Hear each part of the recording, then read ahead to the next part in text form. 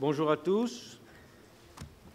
Pour cette deuxième séance de séminaire, notre invité est Clément Bure. C'est un historien de la République romaine et aussi en partie, on le verra, de l'Empire, que j'ai invité parce qu'il a terminé, il y a 18 mois environ, une thèse qui a pour titre « La citoyenneté dégradée, recherche sur l'infamie à Rome de 312 avant Jésus-Christ à 96 après Jésus-Christ ».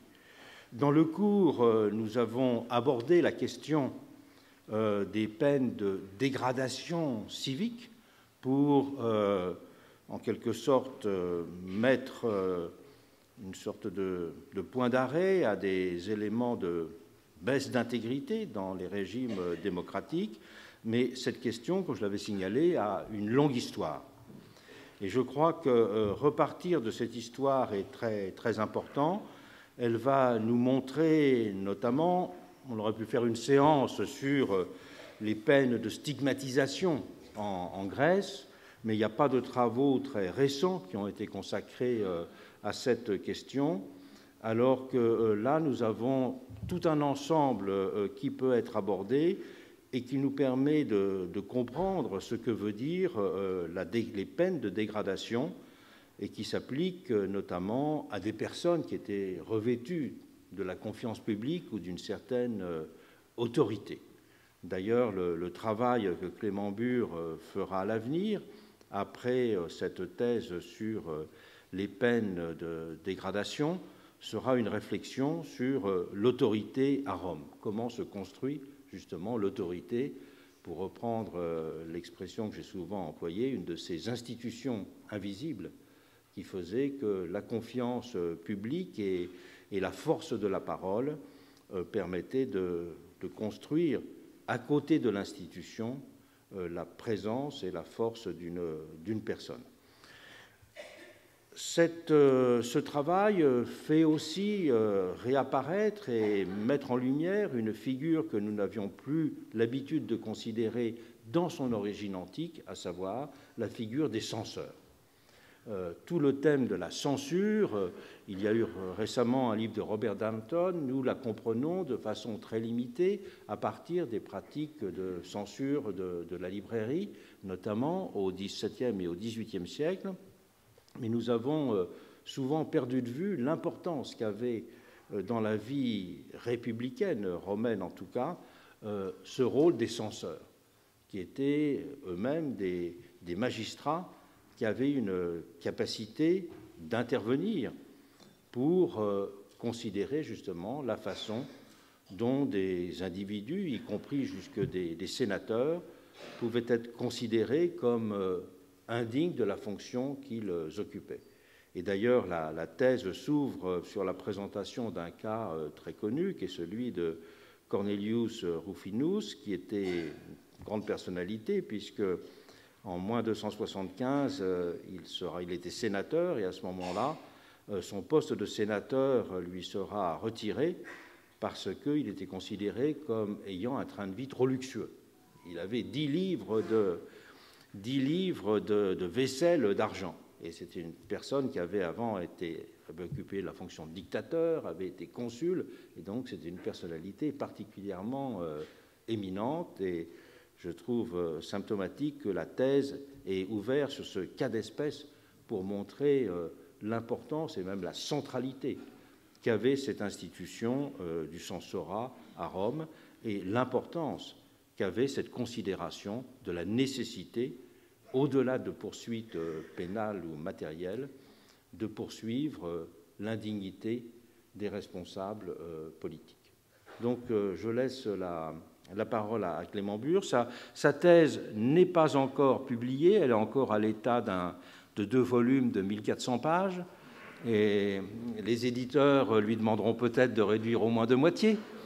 Et je pense, et j'espère en tout cas, que bientôt ce travail sera disponible pour le public, parce que c'est vraiment une thèse tout à fait passionnante et qui nous montre que les travaux, que ce soit sur la Grèce ancienne ou que ce soit sur la Rome républicaine, des travaux de grande érudition sont en même temps des travaux qui qui apporte une contribution majeure à la compréhension de nos problèmes contemporains.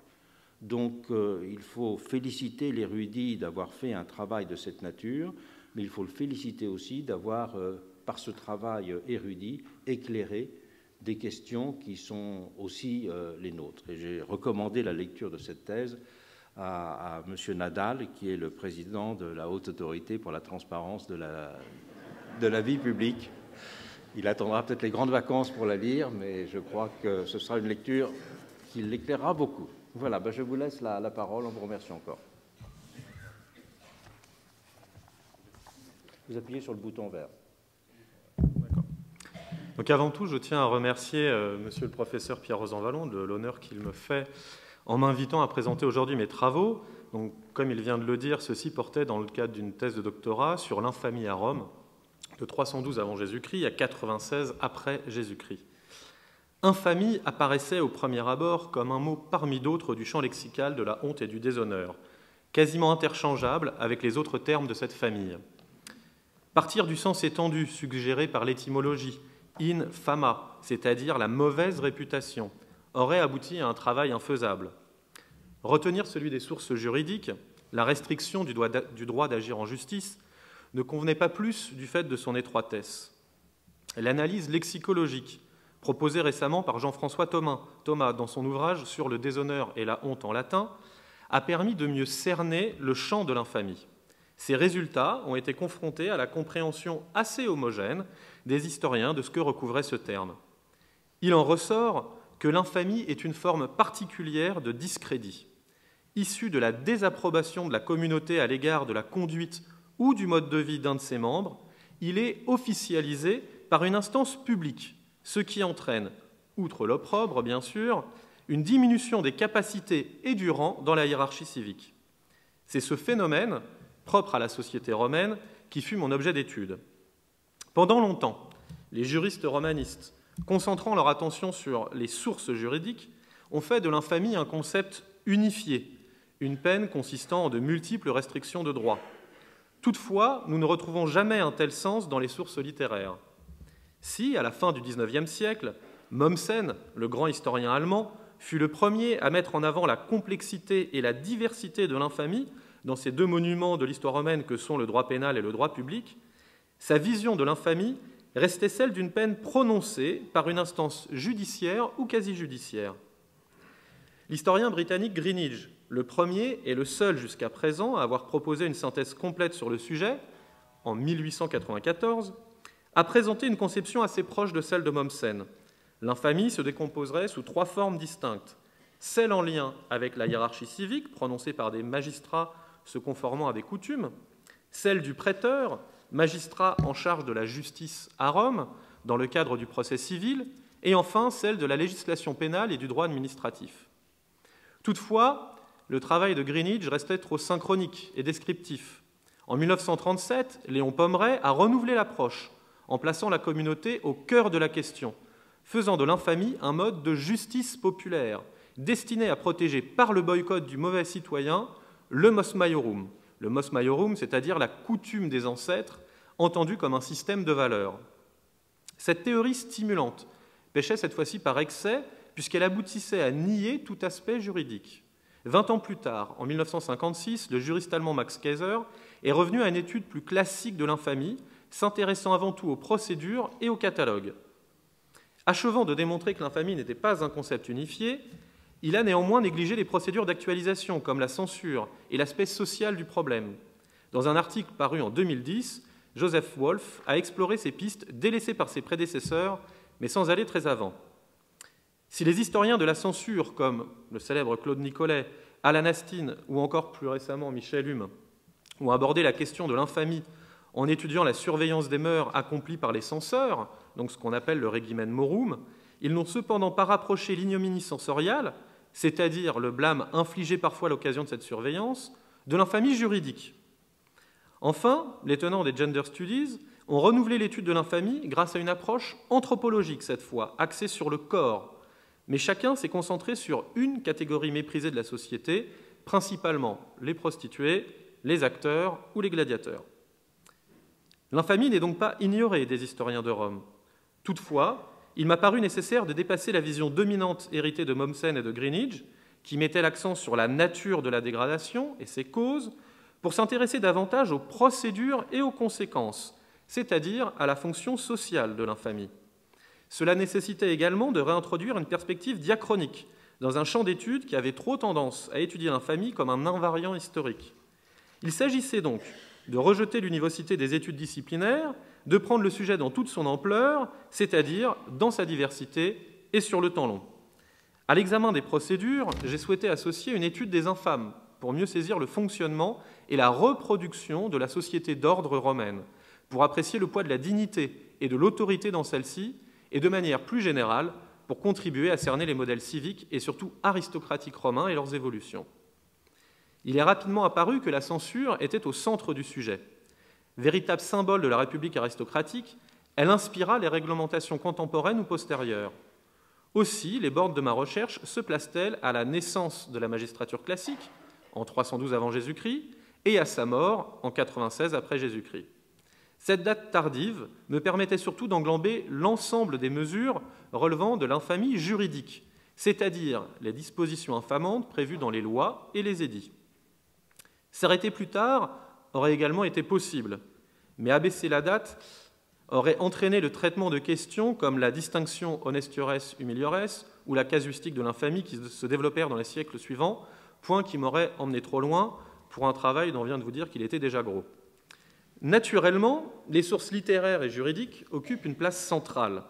Pour en renouveler l'étude, il fallait toutefois trouver un outil et une démarche permettant d'une part d'appréhender la diversité des procédures et des situations d'infamie, et d'autre part d'introduire une dimension sociale.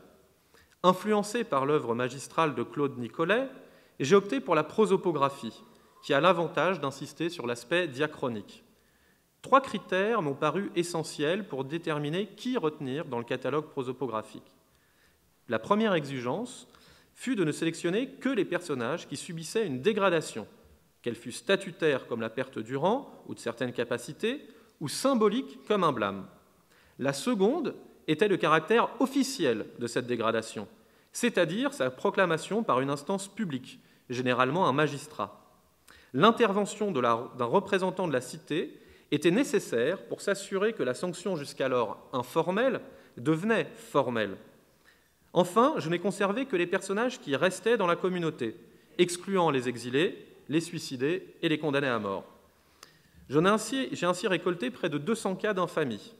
Si nous trouvons des noms bien connus des historiens de Rome, comme Scipion l'Africain, le vainqueur d'Hannibal, son frère, Scipion l'Asiatique, qui défie Antiochos III, ou encore l'écrivain Salluste, figurent également des personnages sur lesquels les informations sont rares et parfois même des anonymes.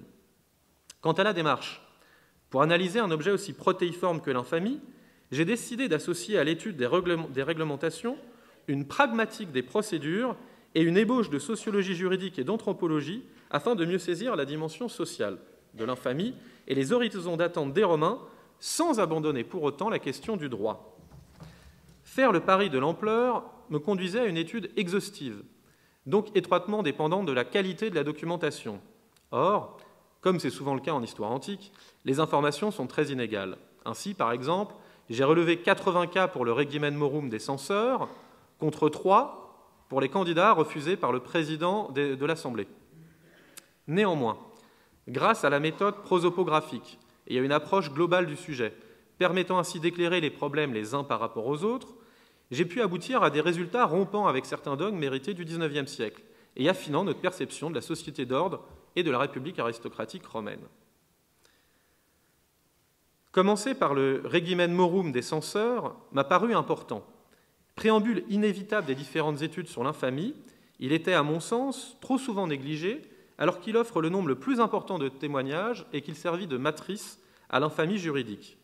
Cette surveillance des mœurs donnait lieu à la principale forme d'actualisation de l'infamie latente, et pour la cerner, j'ai adopté une approche institutionnelle en insistant sur la pratique des censeurs. Rappelons brièvement ce qu'était la censure. Tous les 5 ans environ, 2 censeurs étaient élus pour 18 mois afin de recenser le peuple et gérer le domaine public. Le recensement ne se limitait cependant pas à un simple dénombrement, car la République romaine était censitaire. Chaque citoyen était inscrit dans 2 unités électorales, la tribu selon sa résidence et la centurie. Pour le choix de cette dernière, les censeurs prenaient en compte la fortune, mais aussi la dignité. De cette appartenance découlaient les droits et les devoirs. J'explique, plus on avait un rang élevé dans la hiérarchie civique, plus on payait d'impôts, plus on servait dans les légions, plus on était amené à voter et plus cette voix avait de poids.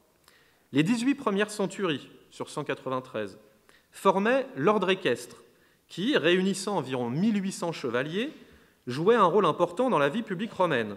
Donc 1800 chevaliers sur une population civique d'environ 250 000, 300 000. Les censeurs sélectionnaient dans ces rangs, donc dans les rangs de l'ordre équestre, les sénateurs qui détenaient l'essentiel du pouvoir à Rome. Le Sénat, composé de 300 anciens magistrats, 600 à la fin de la République, était chargé de conseiller les magistrats, conseil qu'il était difficile de ne pas suivre en raison de la grande autorité dont jouissait cette vénérable institution.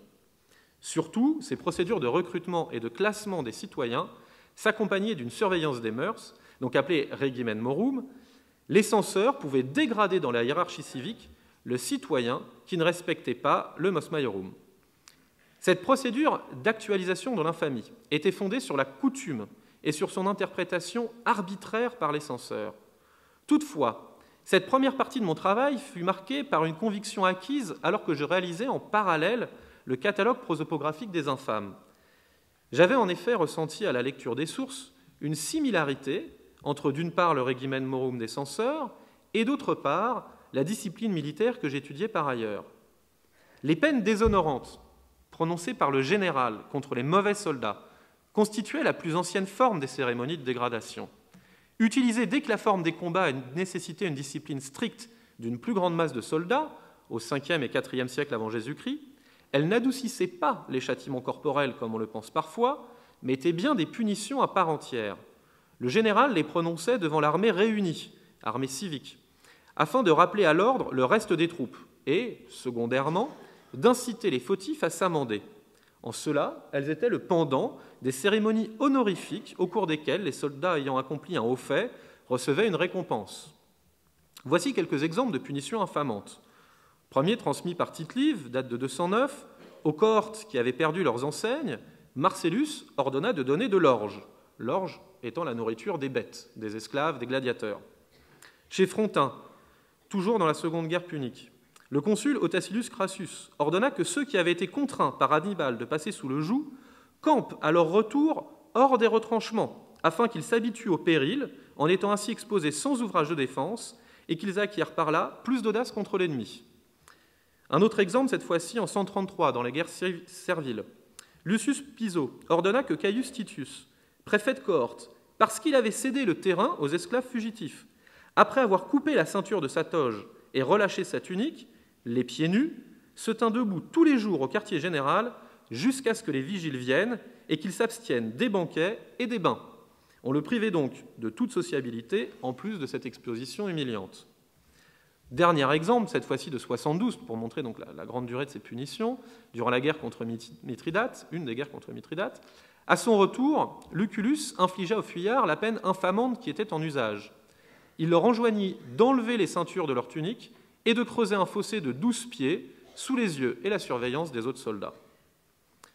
Ainsi, les peines infamantes, par le biais de la cérémonie de dégradation et par l'exposition quotidienne des punis, dont la citoyenneté, voire la virilité, était symboliquement contestée ou niée, avaient une fonction de définition axiologique et une fonction protreptique. À l'instar des honneurs, ces punitions se devaient de rester rares pour préserver leur efficacité.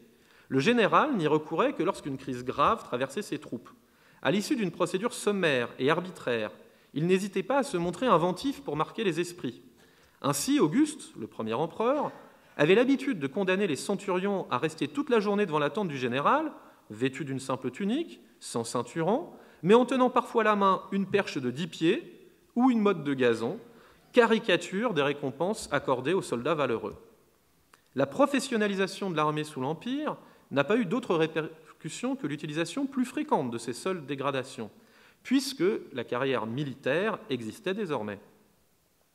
Les peines militaires infamantes me paraissent ainsi avoir constitué un modèle pour les procédures censoriales en plus d'avoir créé un contexte favorable à l'instauration d'une discipline civile, ce qu'était le regimen morum. Cela ouvrait la voie à une autre analyse, dans laquelle les procédures de dégradation et leur cérémonialisation prenaient une dimension centrale. Aussi ai-je été conduit à progressivement rejeter la théorie de Mommsen. Celui-ci soutenait que le regimen morum était un tribunal des mœurs, sanctionnant les infractions aux normes sociales qui complétaient l'action de la justice romaine, s'occupant, elle, des atteintes aux droits. Cette conviction a été renforcée par le constat de la surreprésentation des aristocrates dans les sources, inévitable du fait de leur nature, bien sûr, mais trop forte pour ne pas être significative. Les aristocrates étaient, selon moi, les cibles naturelles des censeurs. J'ai donc cherché d'autres enjeux, plus politiques et sociologiques, me conduisant à rapprocher la surveillance des mœurs sensoriales des procédés de légitimation découlant de la culture politique romaine. Pour le comprendre, il était essentiel de resituer la mise en place du regimen morum dans son contexte, celui de la réorganisation de la République et de son corollaire, l'émergence de la nobilitas à la fin du IVe siècle avant Jésus-Christ. En effet, à cette période, se forma le système de hiérarchie civique, reposant sur la fortune et la dignité évoquées précédemment. Dans ce cadre nouveau, dans lequel une plus large fraction de citoyens fut appelée à jouer un rôle actif, les censeurs utilisaient les procédures infamantes pour restreindre la participation des indignes à la vie civique. Cela commença avec le Sénat, qui gagnait en indépendance et en autorité grâce au plébiscite ovinien voté vers 318-312. Cette loi ordonnait aux censeurs de recruter au Sénat, je cite, « les meilleurs hommes de la cité ». De ce fait, il leur incombait également d'en chasser ceux qui s'en étaient montrés indignes. La mise en place du regimen morum est donc indissociable de la naissance de la nobilitas au IVe siècle avant Jésus-Christ, qui substitua une noblesse politique, formée des descendants des anciens consuls, qui sont les plus hauts magistrats de Rome, à une noblesse de sang, le patriciat. Pour rendre le classement incontestable, les censeurs étaient désormais choisis parmi les anciens consuls, afin qu'ils eussent une grande autorité et devaient rendre un verdict commun. Leurs décisions étaient ensuite consultables grâce à l'affichage des registres sur lesquels on trouvait parfois, à côté d'un nom, une note qui signalait et justifiait la dégradation subie. Parmi celles-ci, la plus connue était l'exclusion du Sénat, qui concernait à chaque examen une poignée d'aristocrates, en gros entre 2 et 6 sur 300. Dans le résumé de chaque censure que fait Tite-Live, historien romain de la fin du 1er siècle avant Jésus-Christ, on retrouve le nombre d'exclus à côté du nombre de citoyens recensés. Cela laisse supposer que l'information était conservée dans les annales des pontifes qui regroupaient les faits marquants année après année. Voici quelques extraits de cette litanie donc prélevée chez Tite-Live. En 252, lors du recensement, les censeurs exclurent 16 sénateurs. En 204, les censeurs, alors je vous passe les noms à chaque fois, proclamèrent la liste des sénateurs. Pour la deuxième fois, Fabius Maximus fut nommé prince du Sénat. 7 furent blâmés, aucun cependant qui eût siégé sur la chaise curule. En 179, les censeurs dressèrent la liste des sénateurs en bon accord, fidèles à leurs promesses. C'est le censeur Aemilius lui-même, le grand pontife, qui fut choisi comme prince du Sénat. Il y eut 3 exclus du Sénat. Lepidus retint certains à qui son collègue avait refusé l'entrée au Sénat. Un dernier exemple, en 174, les censeurs créés cette année-là établirent la liste des sénateurs. Le grand pontife Aemilius Lepidus fut choisi comme prince du Sénat. 9 sénateurs furent exclus par eux. Donc on retrouve systématiquement ce chiffre. J'ai montré l'existence d'une autre sanction, la praeteritio, c'est-à-dire le refus d'accorder la place au Sénat malgré une aspiration légitime liée notamment à l'exercice d'une magistrature.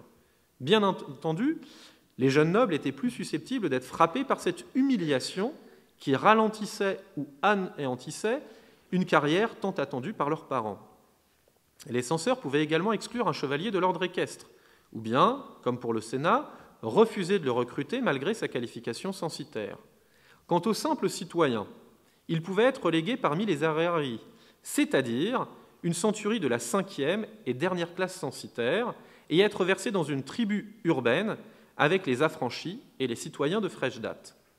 De la sorte, ils se retrouvaient dans des unités électorales peu peuplées, où leur voix était noyée, mais continuaient à payer un impôt inchangé.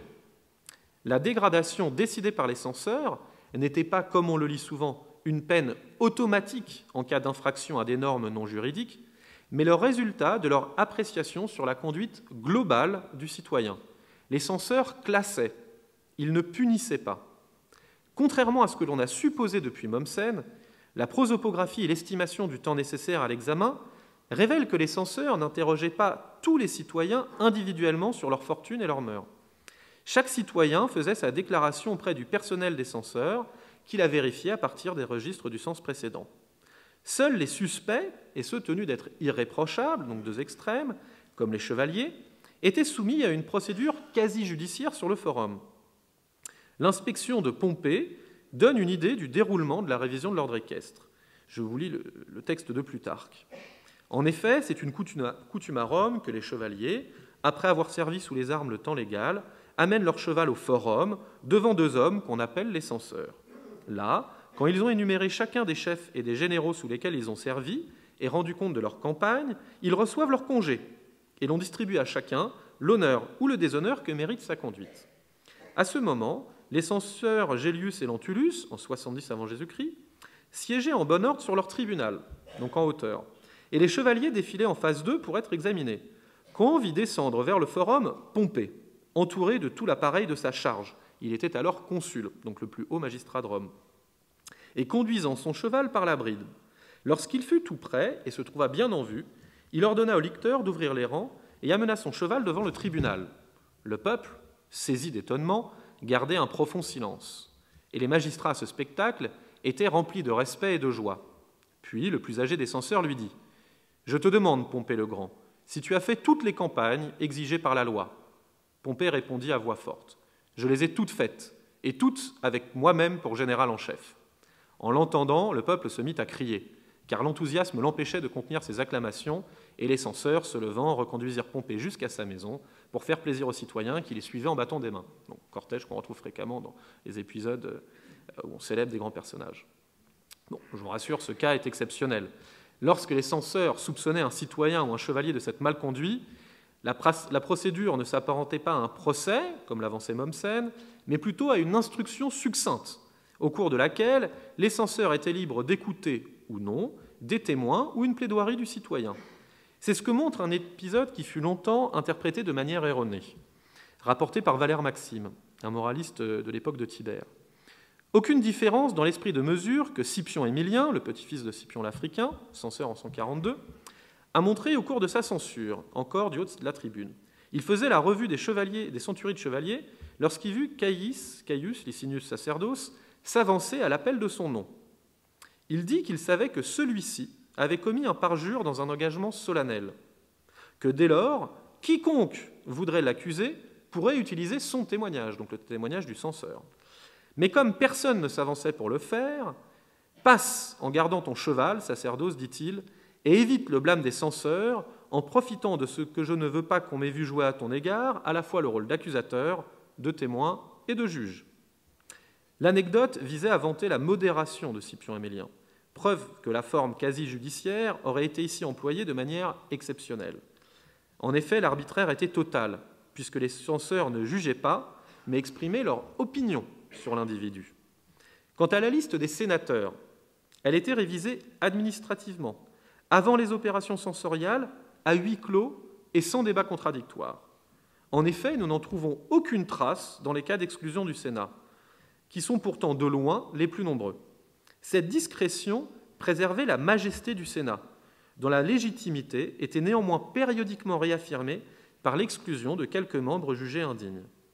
Toutefois, la liste du Sénat était lue à l'issue des opérations et sans doute affichée comme tous les registres civiques, ce qui provoquait parfois des débats, comme le montre cet épisode de la censure de Caton l'Ancien en 184 avant Jésus-Christ.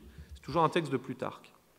Sur ces entrefaites, Caton, devenu lui-même censeur et procédant à l'épuration du Sénat, en chassa Lucius, malgré sa dignité de consulaire, c'est-à-dire d'ancien consul. Et bien que cette dégradation parût atteindre son frère, Titus Quinctius Flamininus, celui qui avait libéré les Grecs en 196 après sa victoire de Cynocéphale contre Philippe V de Macédoine, donc un grand personnage à l'époque. Aussi se présentèrent-ils tous les deux, humbles et en larmes, devant l'assemblée du peuple. Leur demande parut raisonnable. Ils souhaitaient que Caton expliquât la cause et la raison pour laquelle il infligeait une telle dégradation à une illustre maison. preuve qu'il ne savait pas pourquoi. Caton n'hésita pas. Il parut devant le peuple, et prenant place près de son collègue, il demanda à Titus, le grand frère, s'il connaissait la scène du banquet. Sur sa réponse négative, il raconta le fait, et il proposa à Lucius un engagement pécuniaire s'il trouvait quelque fausseté dans son récit. Lucius gardant le silence, le peuple reconnut que la dégradation était juste, et il fit à Caton, descendu de la tribune, un brillant cortège encore une fois. L'examen public sur le forum, la lecture et l'affichage faisaient de ces procédures de véritables spectacles du déshonneur, qui stigmatisaient le citoyen déclassé en provoquant l'ignominia, c'est-à-dire la privation du bon nom, in nomen. Les comportements blâmés étaient ceux qui empêchaient l'accomplissement des devoirs civiques et suscitaient la défiance. Les censeurs s'efforçaient de préserver le vivre ensemble, en sanctionnant ceux qui ne respectaient pas les principes fondamentaux de la cité romaine. Tout d'abord, le respect dû aux magistrats, ainsi qu'en fit les frais un assica autrement inconnu. L'anecdote est chez Olugel. Celui qui jurait était un plaisantin, mordant et bouffon à l'excès. Croyant avoir trouvé une occasion de faire un bon mot, il répondit au censeur qui lui disait, suivant la coutume, « Selon ton âme et ton cœur, as-tu une femme ?»« J'en ai une, il est vrai, mais non pas selon mon cœur. » Le censeur le relégua parmi les aérari pour s'être amusé incongrument et indiqua pour motif la plaisanterie bouffonne qui lui avait été faite en réponse. Il s'agissait également de préserver la dignité de sa charge, ce que ne fit pas le Lucius dont nous venons de parler, d'après l'une des versions rapportées par Tite-Live. Il y a plusieurs versions. Donc Lucius était alors gouverneur en Gaule, fit venir dans un bouquet une femme de mauvaise réputation, une courtisane, dont il était éperdument amoureux. Là, pour se vanter devant la courtisane, il lui raconta entre autres avec quelle rigueur il avait rendu la justice et combien de condamnés à mort il gardait en prison et se préparait à faire exécuter. À ce moment-là, la femme, qui était étendue à ses côtés, dit qu'elle n'avait jamais assisté à une exécution et qu'elle voulait absolument voir cela. Alors son amant, désireux de lui plaire, fit traîner devant eux et exécuter l'un de ces malheureux. Donc il ne respecte pas la dignité du proconsul qu'il est. Les censeurs s'assuraient également que le citoyen s'impliqua dans la défense de la cité, et c'est ainsi qu'en 214, 2000 jeunes citoyens furent relégués parmi les aerarii parce qu'ils tentaient d'échapper par tous les moyens au service militaire. Ce souci allait très loin. Ainsi, Caton l'Ancien, dont on a déjà parlé, exclut de l'ordre équestre un chevalier parce qu'il était obèse. En effet, l'examen avait un spectre plus large et s'aventurait davantage dans la vie privée à mesure que l'on s'élevait dans la hiérarchie de l'honneur. Les plus petits écarts pouvaient être sanctionnés. En 307, un sénateur perdit son rang parce qu'il avait divorcé sans demander l'avis de son conseil. Et en 184, ce même Caton, qui était très sévère, chassa du Sénat Manilius parce qu'il avait, contrairement à la tradition, embrassé sa femme publiquement. Dans une société censitaire, la banqueroute entraînait bien sûr la dégradation, mais l'endettement était également très mal vu, de même que la dissipation. La prosopographie a permis de révéler une évolution chronologique des motifs, montrant que les censeurs ne s'acharnaient pas à faire revivre un passé idéalisé, mais adaptaient la représentation de celui-ci aux situations contemporaines. Si l'on reprend le blâme des 2000 citoyens de 214, celui-ci s'inscrit dans le contexte des débuts catastrophiques de la Deuxième Guerre punique.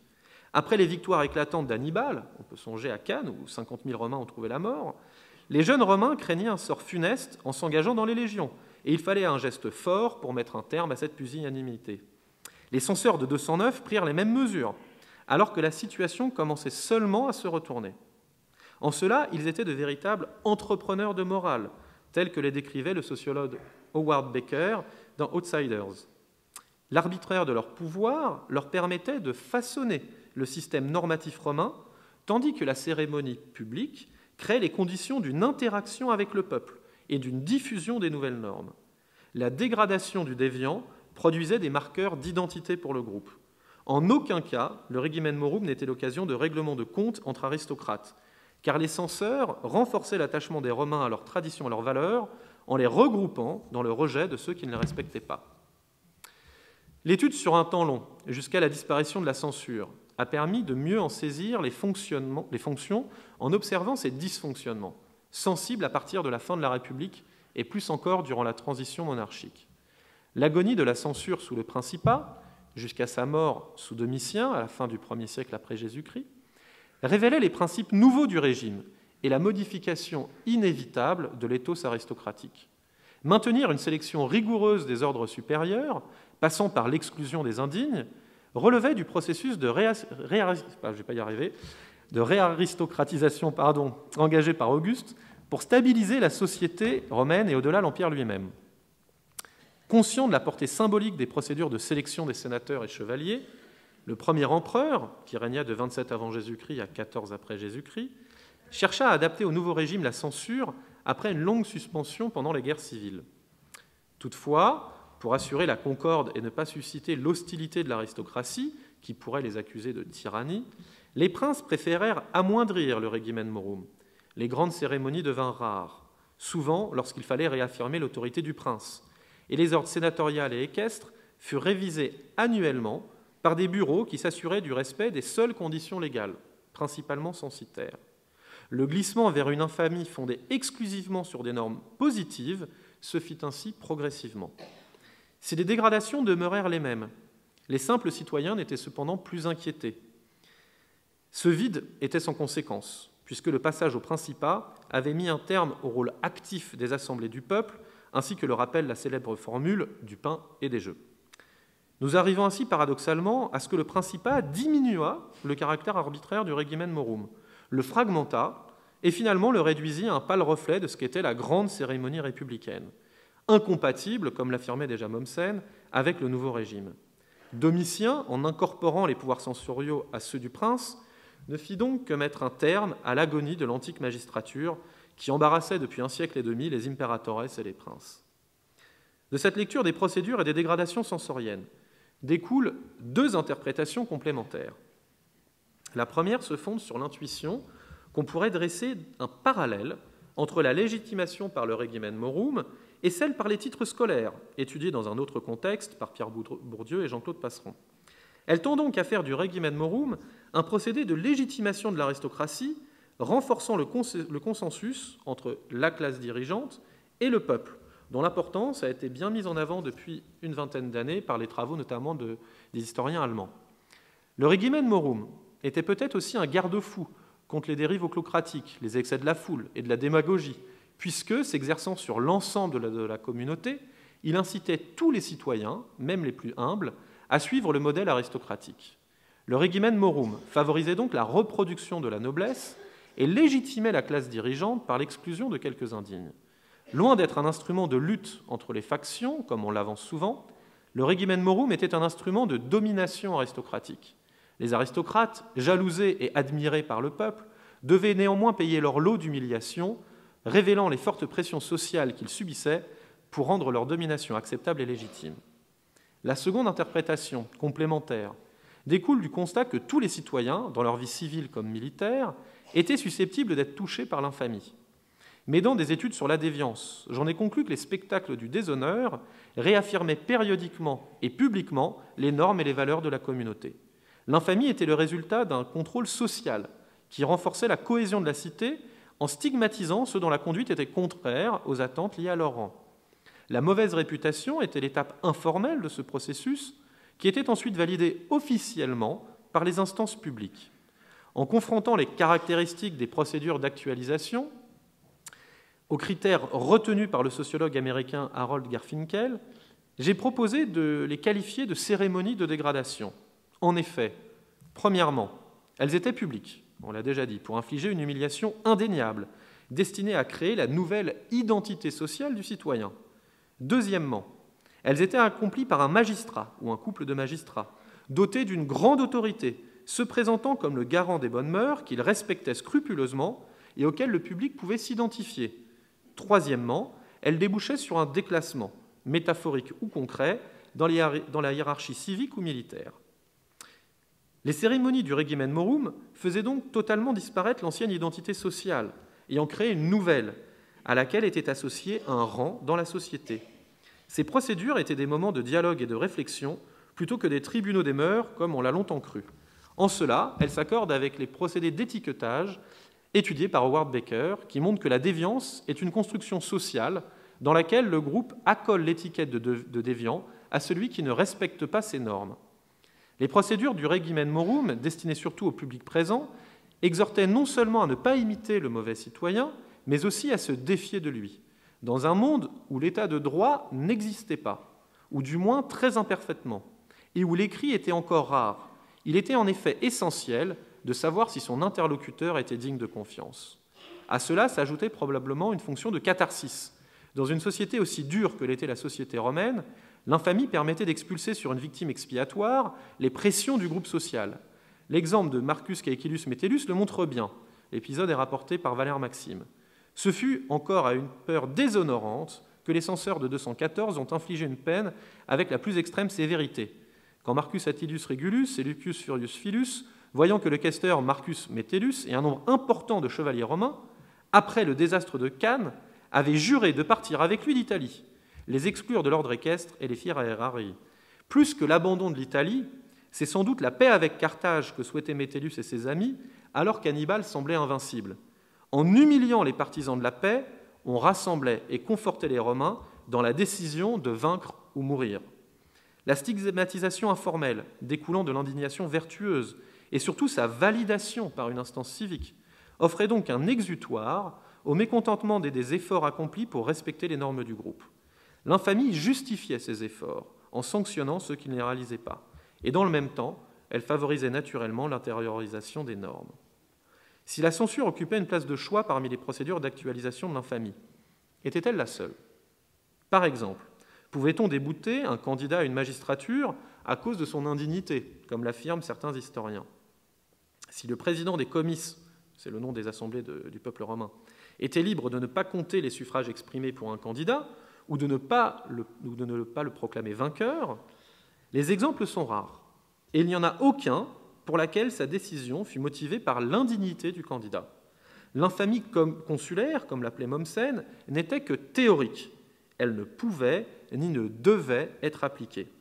Un des rares épisodes connus, daté de 67 avant Jésus-Christ, est à ce titre révélateur. Marcus Pallicanus, qui aimait particulièrement la sédition, nous dit Valère Maxime, avait eu recours à d'abominables flatteries pour se gagner la faveur du peuple. Et au moment des élections consulaires, celui-ci essayait de commettre le pire des forfaits en souhaitant attribuer à Pallicanus le pouvoir suprême, quand la cité se trouvait dans cette situation aussi pitoyable que honteuse. Vous voyez le parti pris de Valère Maxime. Les tribuns, en le prenant presque à bras-le-corps, placèrent Piso, alors consul chargé de présider les élections, devant la tribune du forum, et après l'avoir entouré de tous côtés, lui demandèrent si, dans le cas où Pallicanus serait porté au consulat par les suffrages du peuple, il proclamerait son élection. D'abord, il répondit qu'il ne voyait pas que l'État fût plongé dans de telles ténèbres qu'on en vint à un tel degré d'indignité. Puis, comme il ne cessait d'insister et disait « Et si on y arrive ?» « Je ne le proclamerai pas, dit-il. Cette réponse si concise arracha le consulat à Pallicanus avant qu'il ne l'obtînt. Et naturellement, les suffrages du peuple se portèrent sur quelqu'un d'autre. Le président se contentait d'alerter le peuple et d'engager une épreuve de force avec le candidat, afin de préserver le consensus sur lequel reposait la République. Les présidents des comices ne concevaient pas leur rôle comme un prolongement de la censure et laissaient le peuple infirmer ou confirmer la décision des censeurs. La tradition ne les avait d'ailleurs pas préparés à cela. Il était impensable de conférer à un magistrat agissant sans le frein de la collégialité un pouvoir qui aurait pu devenir une arme politique majeure. De même, le Sénat pouvait exprimer un avis sur une candidature, mais il n'avait pas le pouvoir de la rejeter. Ce n'était là aussi qu'une manière d'inciter le peuple à se détourner de celui qui n'était pas jugé digne des honneurs. Il m'a paru nécessaire d'examiner cette question, car elle montrait que l'infamie était un outil dangereux, que les Romains maniaient avec précaution. Les réticences du Sénat à s'auto-épurer, même en situation de crise, en témoignent également.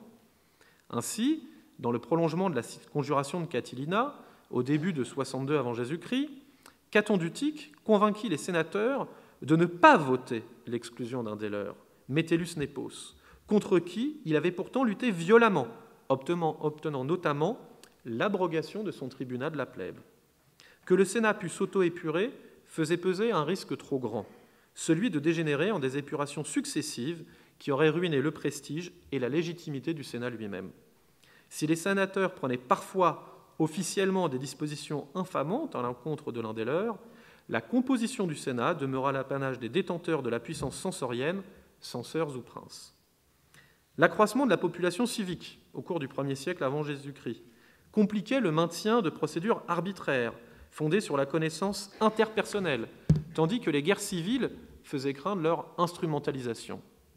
C'est dans ce contexte de dérèglement institutionnel qu'émergea progressivement une infamie fondée sur des textes normatifs, plus bureaucratiques et plus mécaniques.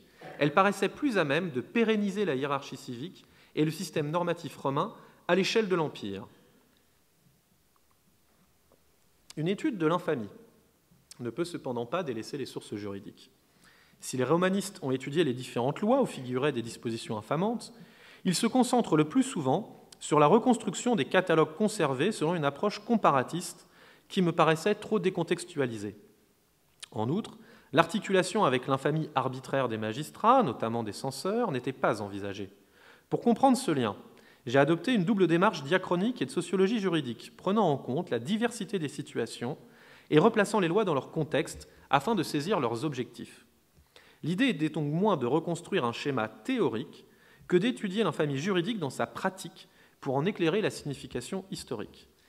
J'ai utilisé cet adjectif juridique, certes ambigu pour le droit romain, puisque la coutume y tient une place importante, pour désigner l'infamie encadrée par un texte normatif, comme une loi ou un édit.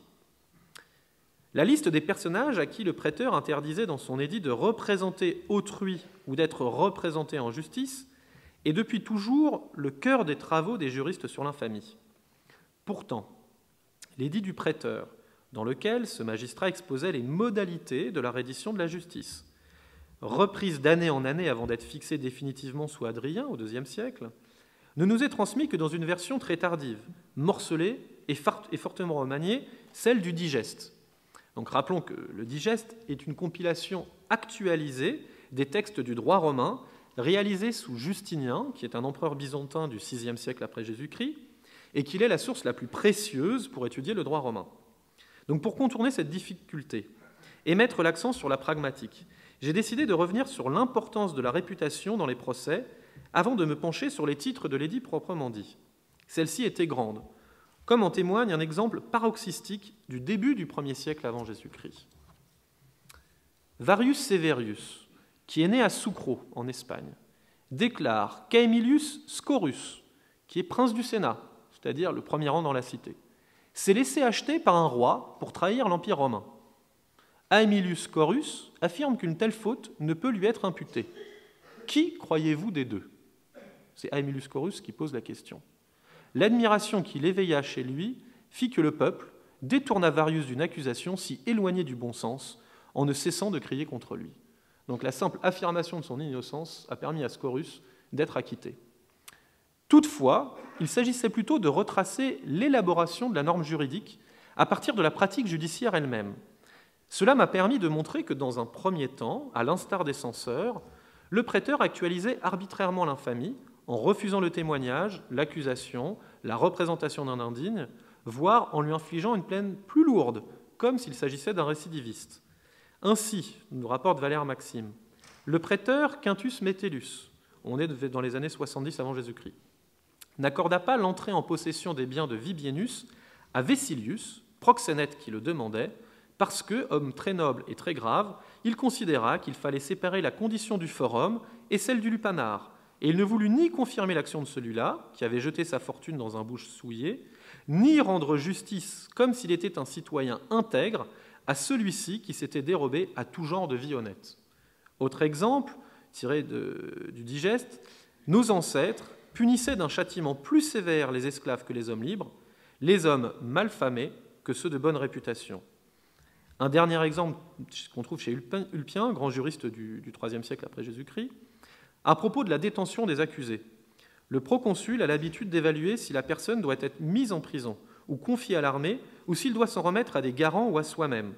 Or, il fait d'habitude cela, soit d'après l'accusation portée, soit à cause de l'honneur ou de la grande richesse, ou selon l'innocence de la personne, ou d'après la dignité de celui qui est accusé. Ce n'est que peu à peu que le prêteur incorpora dans son édit des clauses interdisant systématiquement à certains personnages de postuler pour autrui, disposition transmise par le digeste.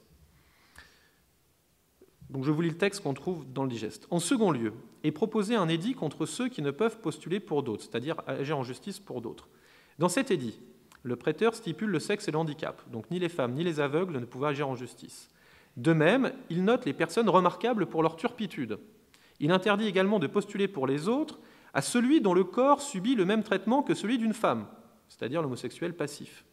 Si quelqu'un cependant a été violé par la violence de brigands ou d'ennemis, il ne doit pas être noté. Donc on voit que le droit romain prenait en compte toutes les situations.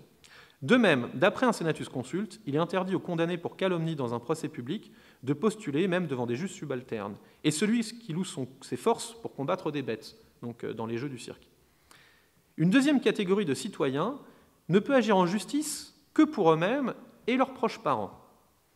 Les mots du prêteur disent « n'a le droit de postuler que pour ses parents, celui qui a été renvoyé ignominieusement de l'armée, celui qui est monté sur scène pour jouer la comédie ou réciter, celui qui a exercé le métier de proxénète, celui qui a été jugé avoir agi par calomnie ou collusion dans un procès public, celui qui a été condamné ou a conclu un arrogement pour vol avec violence, ignoria, dol et fraude en son nom, celui qui a été condamné en son propre nom de société, de tutelle, de mandat, de dépôt, celui qui n'a pas respecté les règles du deuil ou celui qui a au même moment conclu 2 accords de fiançailles ou de mariage. » Donc le bigame. Toutefois, le prêteur ne pouvait bannir de son tribunal les criminels, puisque ces derniers constituaient sa principale clientèle. Il leur interdit donc seulement de revêtir toute fonction judiciaire nécessitant une autorité ou une bonne foi intacte. De la même manière, les actions ignominieuses furent d'abord des procès pour lesquels la condamnation attirait l'attention des censeurs, d'où leur nom, avant que des peines infamantes ne fussent prévues par la loi pour ces délits, qui étaient le vol et l'abus de confiance principalement. L'examen de la pratique judiciaire suggérait donc le passage d'une infamie arbitraire, découlant d'une interprétation de traditions non écrites, à une infamie juridique, où le magistrat appliquait une règle positive. C'est dans cette perspective que j'ai étudié les différentes lois dans lesquelles on retrouve des dispositions infamantes. J'ai commencé par le plus simple, la progressive inscription de l'infamie comme peine dans la législation. Je l'ai d'abord retrouvée lorsque, à la fin du IIe siècle avant Jésus-Christ, alors que la discorde envahissait peu à peu la cité romaine, certaines lois, voulues par le peuple contre l'avis de la noblesse, se dotèrent de clauses prévoyant l'exclusion du Sénat des sénateurs qui refuseraient de prêter serment à la nouvelle loi. Elles prescrivaient explicitement aux censeurs et aux magistrats présidant les assemblées électorales ou le Sénat de ne plus accepter celui qui n'avait pas juré d'obéir à la nouvelle loi. Ces injonctions n'étaient acceptables qu'en vertu du principe selon lequel le peuple romain était le seul à pouvoir décerner les honneurs, et notamment les magistratures. Pour cette raison, ce dernier pouvait difficilement permettre à quelqu'un qui ne reconnaissait pas ces lois, entendu comme l'expression de sa volonté, d'exercer une charge publique ou même de siéger au Sénat. Ce principe fut étendu par la loi Cassia de 104, toujours avant Jésus-Christ, aux condamnés dans un procès populaire, c'est-à-dire à ceux qui avaient été jugés pour un crime grave et condamnés par le peuple réuni en comice. Le peuple ne pouvait tolérer que celui qui l'avait condamné pût par la suite le commander. La loi Cassia s'inscrivait dans un contexte où la violence s'invitait de plus en plus fréquemment dans la vie politique romaine depuis les tribunats des Gracques en 133-122. Elle constitua une étape importante dans la conceptualisation des procès publics infamants.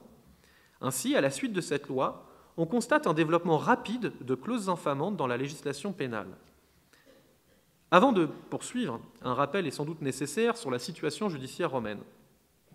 Donc, les procès civils étaient placés sous la direction du prêteur, un magistrat chargé de la justice à Rome, et notamment il autorisait l'action en justice, désignait un juge chargé d'apprécier la culpabilité et, le cas échéant, la réparation.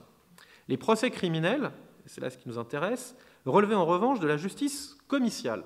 Les accusés étaient traduits devant les assemblées du peuple, les comices, pour y être jugés. Dans ces procédures, seules 2 peines existaient, l'amende ou la mort.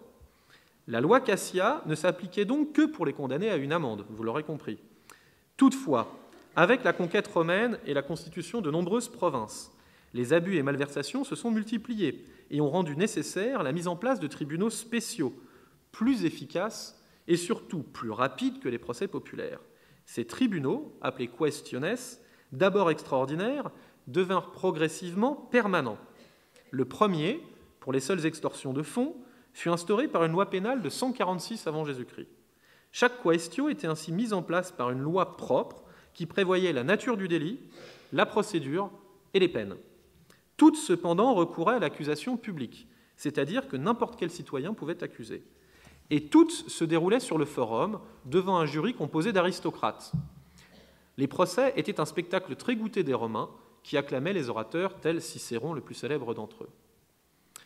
Donc pour cerner cette évolution de l'infamie, je me suis efforcé d'établir pour chaque loi pénale l'existence ou non de dispositions infamantes et, le cas échéant, leur contenu en confrontant les sources juridiques et les résultats de la prosopographie. Les lois sur les concussions, les repetundae, les mieux documentées puisqu'elles suscitèrent les plus grosses affaires, on pense à celle de Verrès, furent examinées en premier.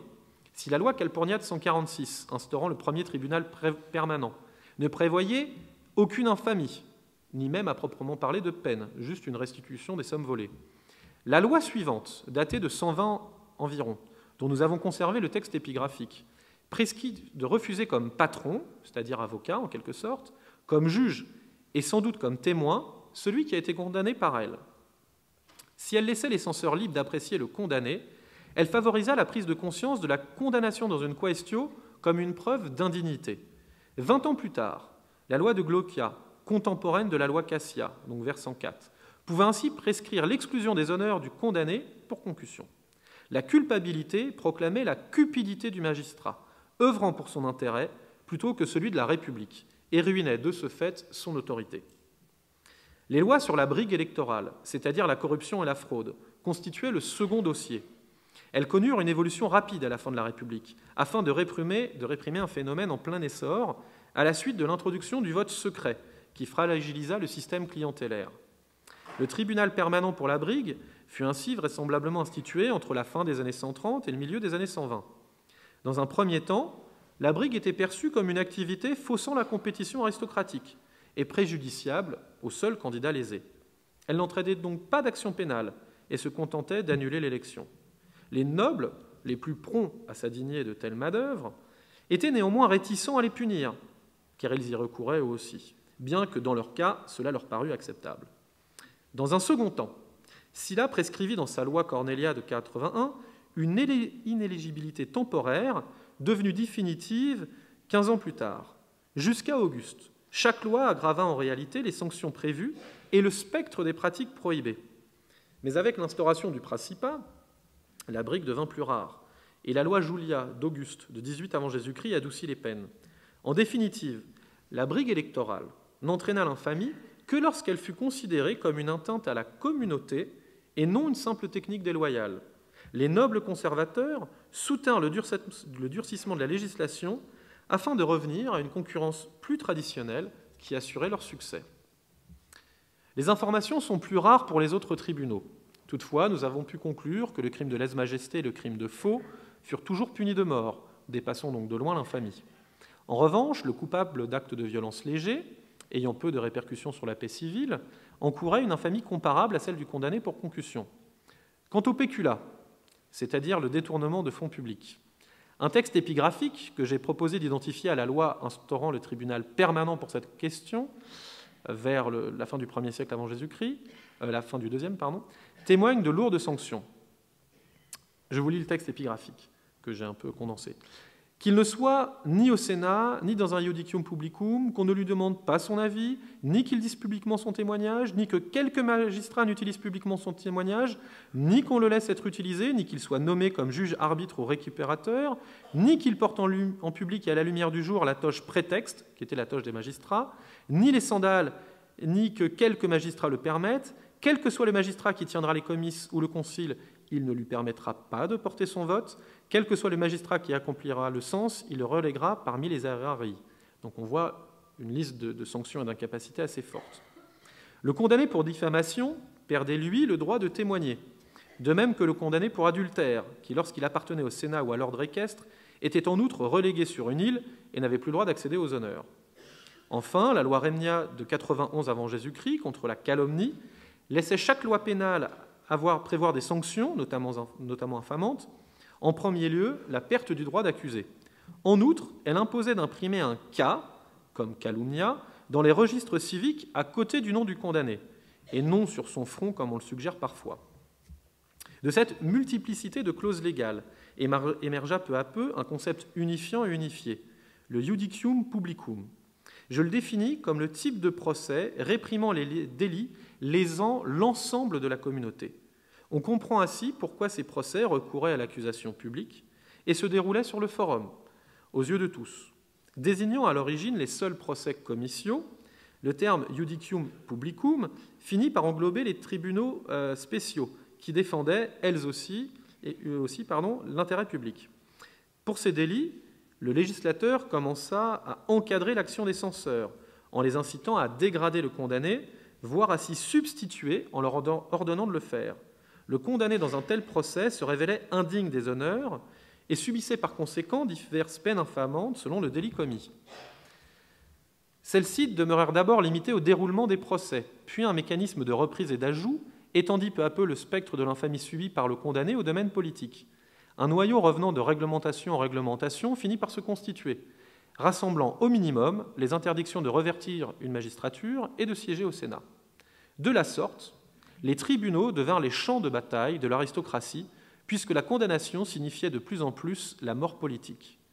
Toutefois, si le condamné était écarté des responsabilités publiques, et souvent de la reddition de la justice, il demeurait citoyen. Les sanctions visaient à empêcher que le condamné se retrouvât à faire usage de son autorité ou de sa bonne foi, car le verdict les avait ruinés. Cependant, contrairement à la note des censeurs qui découlait de leur appréciation, l'infamie prescrite par les lois pénales était une peine qui avait indéniablement des fonctions de rétribution et d'intimidation. C'est donc la superposition des lois pénales qui confirmait l'une après l'autre l'incompatibilité entre condamnation et exercice de responsabilité publique qui fit naître l'assimilation du judicium publicum à un procès infamant. L'instauration de ce qu'on pourrait appeler un regimen morum judiciaire, cette fois, attestait le besoin de contrôle social de la société d'ordre romaine et notamment de la classe dirigeante. L'examen de la chronologie des lois dans lesquelles figure une disposition infamante témoigne d'un essor de l'infamie juridique à partir de la fin du IIe siècle avant Jésus-Christ, c'est-à-dire au moment même où le regimen morum censorial se raréfiait. Cette lente agonie de la censure résultait d'une part du formidable accroissement de la communauté civique et de son extension spatiale, d'autre part de la crise politique provoquée par les conquêtes. Cette concomitance entre la disparition de l'une et le développement rapide de l'autre m'a semblé être plus qu'une coïncidence, à savoir le signe d'un processus de juridicisation. L'infamie juridique aurait peu à peu remplacé l'infamie arbitraire après avoir un temps coexisté avec elle. Or, ce phénomène semble devoir beaucoup aux populares, qui furent responsables des premières lois contenant une prescription infamante. Les populares étaient les hommes politiques romains défendant les intérêts du peuple, parfois jusqu'à la démagogie. Ils souhaitaient instituer un regimen morum judiciaire plus juste, car moins arbitraire que celui des censeurs, qui était en outre de plus en plus biaisé par les solidarités aristocratiques, mais aussi redonner au peuple un moyen de contrôle sur ses dirigeants en s'inspirant de la reddition de comptes grecque. Le principe finit par être accepté par une si large majorité de Romains que le conservateur Sylla n'osa pas revenir dessus dans sa grande réorganisation judiciaire de la fin des années 80 avant Jésus-Christ. Les procès apparaissaient comme une nouvelle forme de spectacle du déshonneur au moment où le regimen morum censorial disparaissait.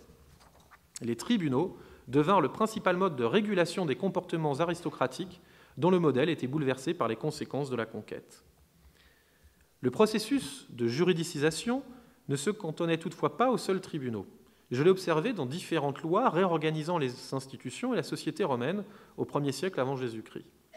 Alors que la République se délitait et que les guerres civiles faisaient leur éruption, l'application d'une règle juridique positive devait de plus en plus, aux yeux des Romains, remplacer la décision arbitraire. À partir du moment où les condamnés en justice étaient exclus des tribunaux parce que leur parole était proclamée suspecte, d'autres, bien que n'ayant pas accompli de délit ou de crime, apparurent dans le même cas, si bien que progressivement, des lois entérinèrent le mépris subi par certains personnages. Ces lois concernaient des champs divers, mais sanctionnaient toutes juridiquement la hiérarchie civique et sociale. Ainsi, par exemple, les acteurs, lors des festivités, étaient privés de la protection contre la coercition des magistrats, pourtant accordée à tous les autres citoyens depuis la fin du IIIe siècle avant Jésus-Christ. On pouvait donc les battre, les fouetter, ce qui n'était pas le cas pour les autres citoyens. En outre, tandis qu'ils étaient relégués parmi les aerii selon une coutume respectée par les censeurs, c'était la réglementation militaire qui les excluait des légions.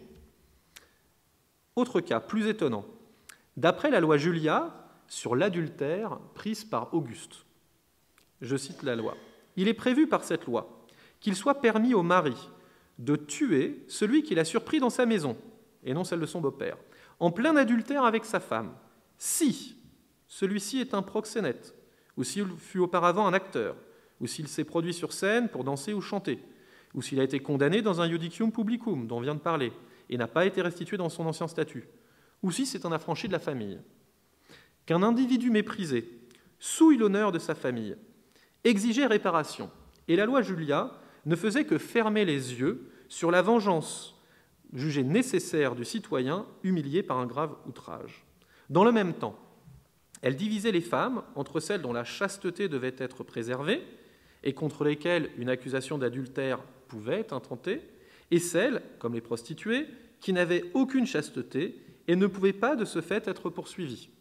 Là encore, on assiste à une scène surprenante sous le règne de Tibère, au début du 1er siècle après Jésus-Christ, relatée par Tacite.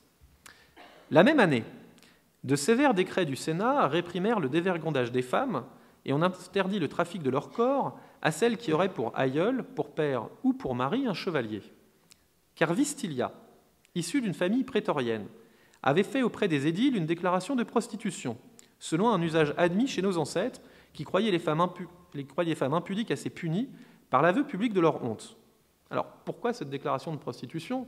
Parce qu'on vient de le dire, on ne peut pas poursuivre en justice les prostituées pour adultère.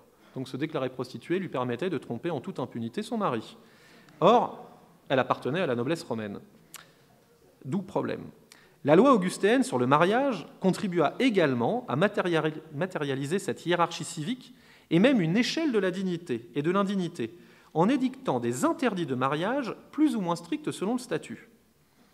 Je cite, « Il est interdit par la loi Julia d'Auguste aux sénateurs et à leurs descendants légitimes en ligne masculine d'épouser des affranchies, celles qui elles-mêmes ou dont le père ou la mère a exercé le métier de comédien. Et il est interdit à tous les autres ingénus, c'est-à-dire les citoyens nés libres, d'épouser celle qui fait ou a fait ouvertement commerce de son corps, d'épouser une proxénète, une affranchie d'un ou une proxénète, parce qu'on le soupçonnait de prostitution, et une femme adultère. » Naturellement, les sénateurs n'avaient pas le droit d'épouser celles qui étaient interdites aux citoyens ingénus. Ces interdits n'annulaient pas l'union, mais empêchaient sa reconnaissance de sorte que celui qui les enfreignait demeurait célibataire aux yeux de la loi et subissait les taxes supplémentaires et autres inconvénients, qui sont très lourds à cette époque, de cette situation. L'objectif était de préserver la dignité des ordres supérieurs et même du corps civique, puisque les ingénus aussi étaient concernés. Les lois théâtrales allaient dans le même sens, en attribuant à certaines catégories de citoyens des places de spectacle destinées à les stigmatiser. Si la loi Roscia de 67 avant Jésus-Christ se contentait de reléguer les banqueroutiers dans les derniers gradins, les mesures d'Auguste étendirent peut-être cette stigmatisation à d'autres personnages. Quant à la loi Julia contre l'adultère, elle obligeait les femmes infidèles à porter la toge, vêtement du citoyen, certes, mais qui était aussi, selon un renversement symbolique, celui des prostituées. Auguste renforçait la dichotomie du monde féminin, déjà observée, en contraignant les femmes honorables à porter un vêtement qui symbolisait leur statut, la stola, et les autres à adopter un costume révélant leur impudeur.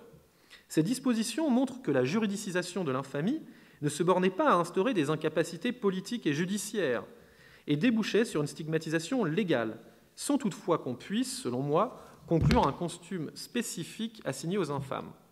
Ces mesures qui encadraient la vie sociale et matérialisaient la hiérarchie civique étaient rendues nécessaires par la forte augmentation de la population et par la volonté de rétablir la dignité des ordres bafoués durant les guerres civiles. Elles palliaient également la quasi-disparition du regimen morum censorial pour les simples citoyens. La loi portait secours au mos maiorum pour le préserver, tout en le modifiant et en le conceptualisant. Dans ce contexte, il est naturel que la loi ait fini par s'immiscer dans le recrutement des ordres supérieurs. La table d'Héraclée, ensemble de 2 tables de bronze trouvées en 1732 non loin d'Héraclée, ville située sur le golfe de Tarente, présente ainsi les règles à respecter pour la composition des sénats locaux et prévoit l'exclusion de certains personnages, dont je donne ici une liste un peu abrégée parce que c'est très long. Donc, défense est faite de faire partie du Sénat à celui qui a été condamné pour vol, aux condamnés sur les actions de fiducie, de société, de tutelle, de mandat, d'injuria ou de dol, aux condamnés en exécution de la loi pléthoria, c'est-à-dire en enrichissement frauduleux au détriment d'un mineur, à celui qui, pour combattre dans les jeux, est ou a été engagé moyennant salaire, donc le gladiateur volontaire, à celui qui a nié ou niera par serment contre la vérité sa dette devant le magistrat, ou qui a déclaré ou déclara à ses cautions et à ses créanciers qu'il ne peut payer l'intégralité de ses dettes, à celui qui a laissé ou laissera une caution acquitter sa dette à sa place, à celui dont les biens en exécution d'un édit du magistrat chargé de dire le droit ont été ou viendront à être l'objet d'un envoi en possession et d'une vente, au condamné à Rome par un iudicium publicum qui n'a ou n'aura pas été réhabilité, à celui qui, dans le municipe, la colonie, la préfecture, a été ou viendra être condamné par un iudicium publicum, au condamné pour calomnie ou collusion, à celui à qui à l'armée on a enlevé ou on aura enlevé son grade pour une cause ignominieuse, à celui à qui le général en chef pour une cause ignominieuse a ordonné ou aura ordonné de quitter l'armée, à celui qui, pour rapporter la tête d'un citoyen romain, alors ça on n'a pas très bien compris, a reçu une récompense, à celui qui a ou aura fait commerce de son corps, au laniste, c'est-à-dire celui qui dirige une écurie de gladiateurs, ou au comédien, au proxénète, donc une liste relativement longue. Le recours à la loi, tout en cristallisant en partie les normes et valeurs, ouvrait une réflexion sur celles-ci, en diffusant leur modèle politique à travers l'Empire, par le biais de règlements positifs. Les Romains furent amenés à le discuter et à se poser la question de l'instauration d'une législation comparable pour le Sénat de Rome, au moment où la censure agonisait. Ils répondirent pourtant à cette question par la négative. Figer les principes d'accès aux honneurs aurait remis en cause l'excellence de l'aristocratie, qui se devait d'être évaluée subjectivement et non objectivement. Une telle réglementation aurait pu dissiper le mirage méritocratique qui fondait la République aristocratique.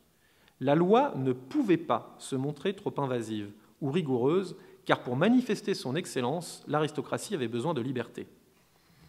Alors que les romanistes s'efforçaient d'homogénéiser les listes d'infâmes selon une démarche trop fixiste, j'essayais au contraire d'en expliquer les différences.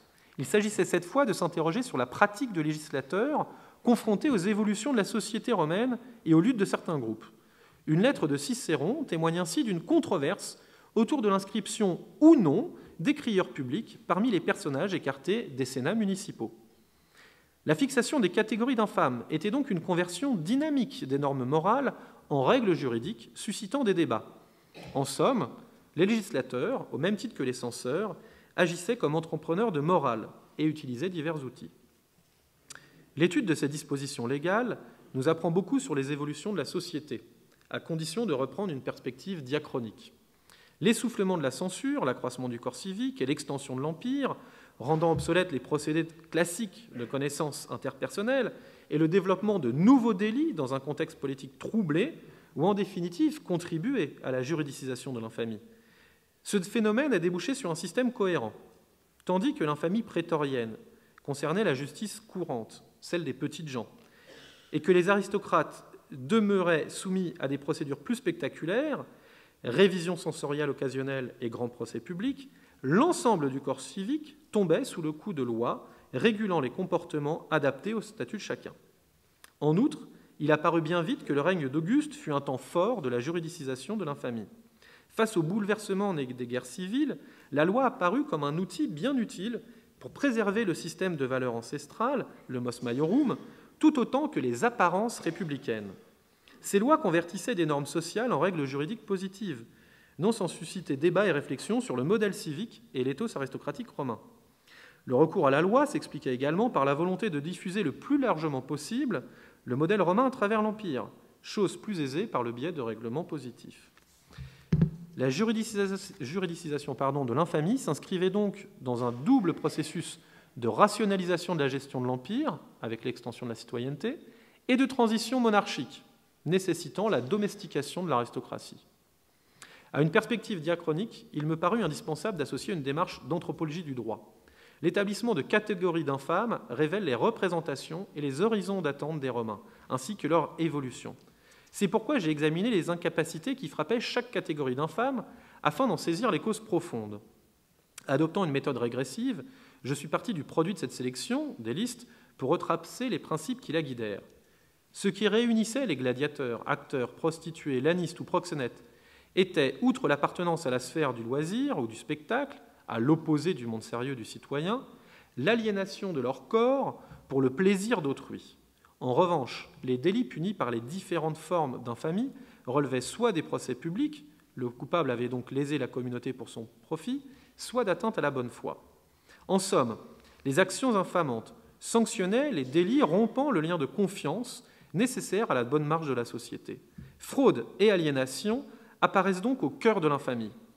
Toutefois, l'aliénation elle-même rendait impossible toute relation de confiance. Celui qui avait vendu son corps était susceptible de vendre sa parole. En définitive, l'infâme était celui dont on craignait qu'il nous dût pas, car il avait ruiné sa bonne foi. Pour s'en prémunir, on anéantissait définitivement son crédit par une règle juridique. L'infamie faisait de celui qui ne jouissait plus de son intégrité un sous-citoyen, qu'on tolérait dans la cité à condition qu'il n'aspirât plus à y jouer un rôle et qu'il s'y tint tranquille. Ce constat justifiait encore plus, a posteriori, mon choix de recourir également à une étude de la situation des infâmes dans la société romaine, grâce à la prosopographie. Donc la dernière partie de mon travail visait à donner une épaisseur sociale à l'infamie en s'intéressant aux infâmes eux-mêmes. Les informations fournies par presque 200 cas éclairent la fonction et la portée de l'infamie. La mise en série des données a permis d'aboutir à des résultats probants. Tout d'abord, contrairement à ce que l'on pense souvent, l'exil n'était pas la règle pour échapper à l'infamie. Il faut accepter l'idée que Rome abritait des personnages déchus. D'ailleurs, l'exil était une possibilité réservée seulement aux riches. Et il ne faut pas oublier la foule des condamnés dans les tribunaux qui grossissaient les rangs des infâmes. Ma recension révèle également qu'environ 1/7 des infâmes connus étaient de naissance obscure, preuve que les procédures concernaient bien l'ensemble de la communauté. La forte surreprésentation des nobles témoigne de leur devoir d'irréprochabilité pour justifier leur domination. La censure écartait par exemple les parvenus pour préserver la dignité des ordres, tout en épargnant les petites lignées sénatoriales afin de favoriser la reproduction sociale de l'aristocratie d'un côté, et de l'autre, sacrifier spectaculairement une poignée de nobles pour réaffirmer leur excellence et leur légitimité à gouverner. Cette idée est corroborée par l'examen du rang des infâmes. Une fois de plus, tous les citoyens, de l'affranchi aux nobles patriciens, étaient concernés par l'infamie, démentant l'idée répandue selon laquelle elle n'était qu'une arme dans le jeu politique.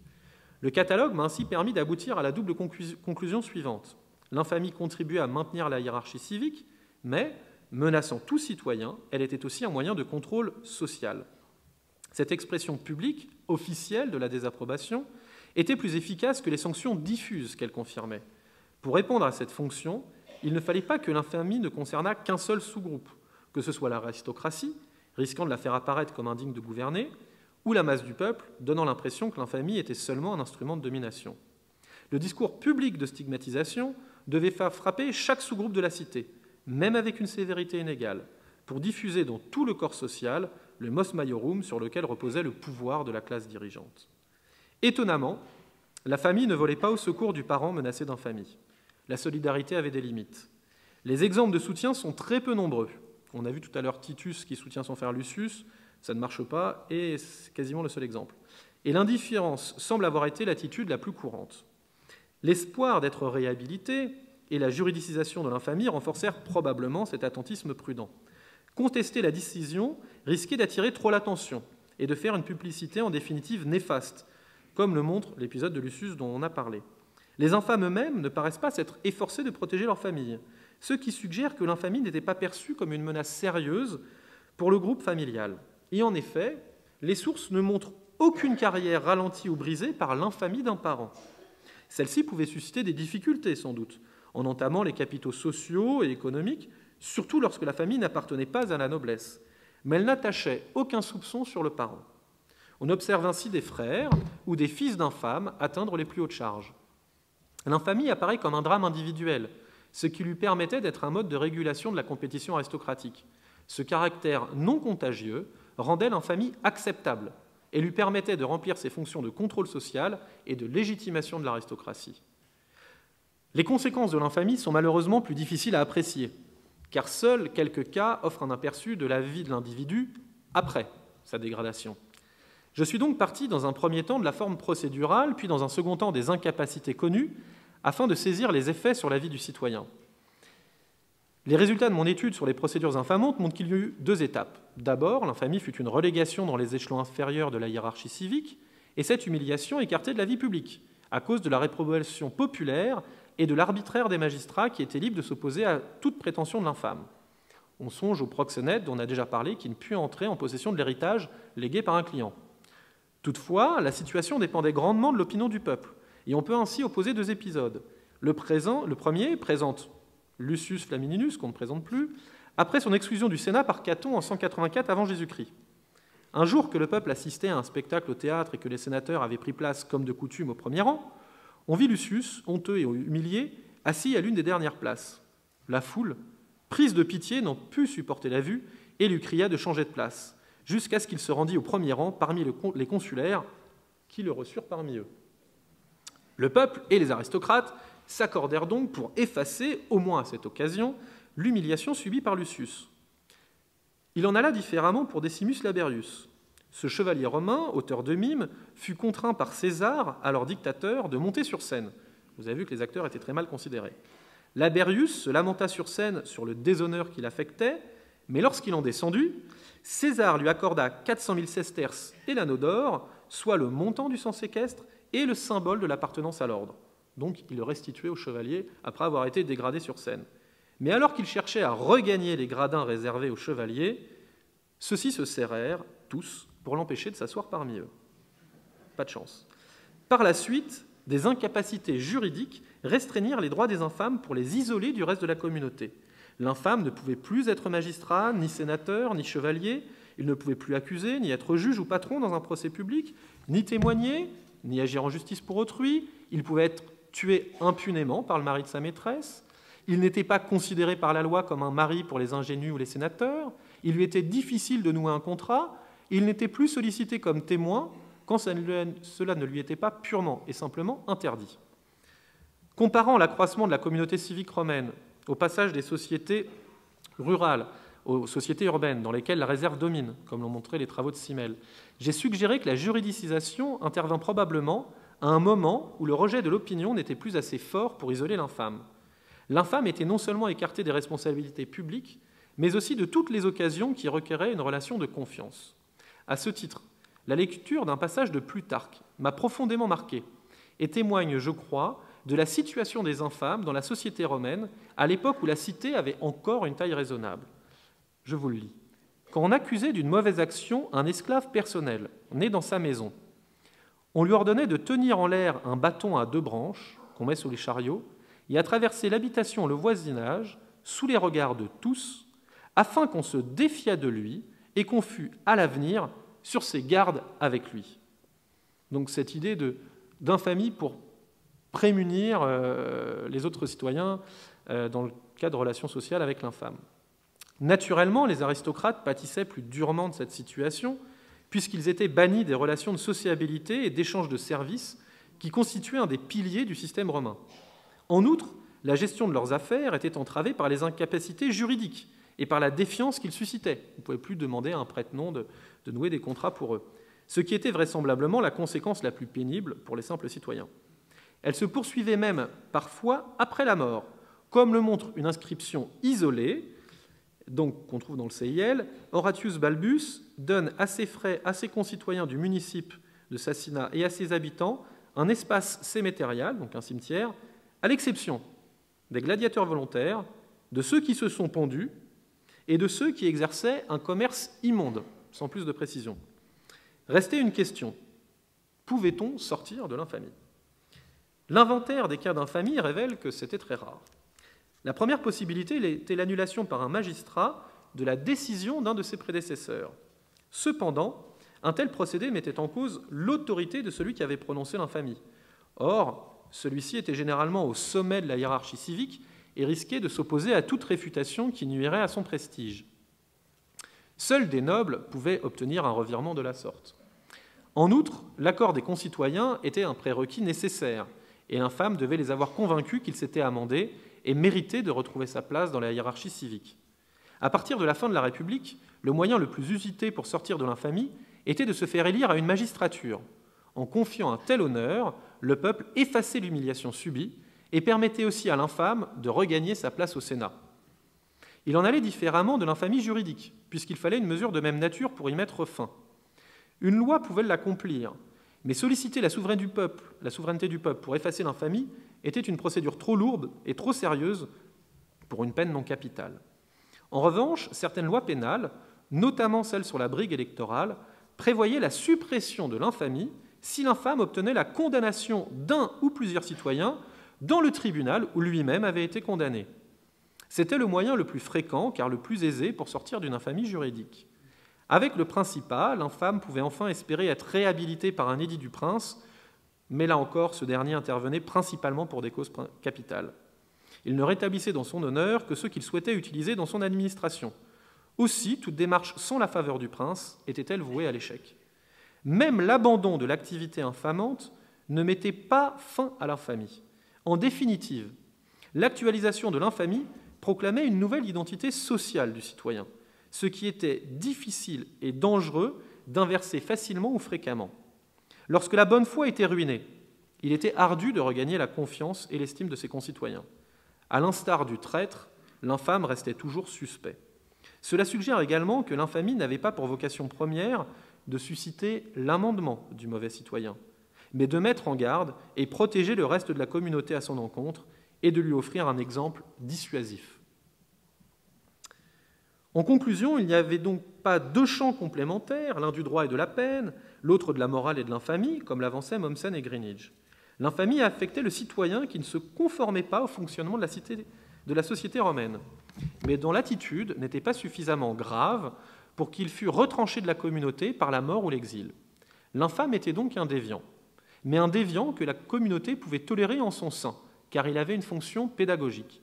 Un tel citoyen, quelle que fût sa fortune ou sa naissance, devait se voir attribuer une place particulière, dégradée, dans la société puisqu'elle se structurait aussi selon l'honorabilité.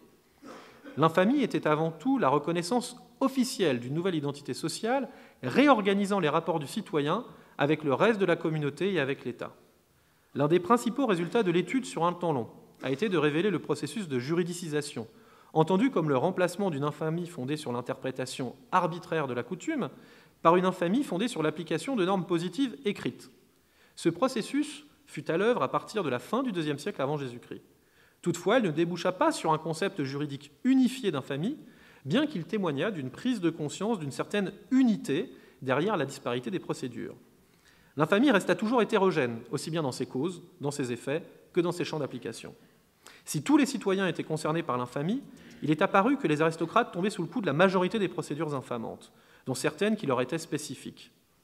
L'infamie servait donc notamment à discipliner l'aristocratie et à la rappeler à ses devoirs. Ce contrôle de la classe dirigeante était fondamental, puisque seul son respect exemplaire du mos maiorum et son dévouement envers les intérêts de la cité légitimaient sa situation au sommet de la hiérarchie civique et pérennisaient le consensus républicain. L'aristocratie avait besoin que l'infamie s'appliquât à ses membres pour prouver au peuple qu'elle lui était moralement supérieure, et donc que la direction des affaires de l'État lui revenait. Seulement, pour que ce contrôle fût acceptable, il fallait qu'il fût limité. Les dégradations ne devaient pas être trop fréquentes, sous peine d'amoindrir le prestige de la classe dirigeante, et l'infamie ne devait pas être contagieuse pour assurer la stabilité de l'aristocratie. Cette prudence quant à l'utilisation de l'infamie explique qu'elle fut longtemps une question d'appréciation plutôt que de réglementation positive, une pratique fondée sur une tradition fluctuante et non une application stricte d'une règle juridique.